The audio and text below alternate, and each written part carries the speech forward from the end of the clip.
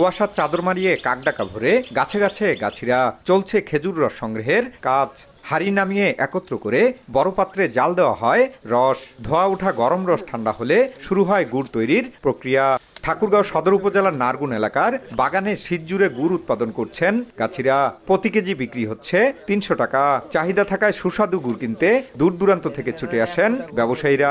জাল দিয়ে গুড় তৈরি করি এবং আমরা তিন কোয়ালিটির গুড় এখানে আমরা তৈরি করি। শীত বাড়লে রসটা বাড়বে, তো আমরা পরবর্তীতে গুড়টা আমরা চাহিদা মেটাতে পারবো। ইয়ের চোখে দেখা যাচ্ছে যে ওরা রস দিয়ে গরম করে সেটা আর কি জাল দিয়ে গুড় বানাচ্ছে। মনে যে একটা আক্ষেপ যে আমরা অরিজিনাল গুড়টা পাচ্ছি, সেটা আসলে এখান থেকে পাচ্ছি আর কি, স্বচক্ষে দেখে গুড়টা নিতে পারতেছি। খাঁটি গুড় নিশ্চয়তায় সব ধরনের ব্যবস্থা নেওয়ার কথা জানিয়েছে উপজেলা প্রশাসন।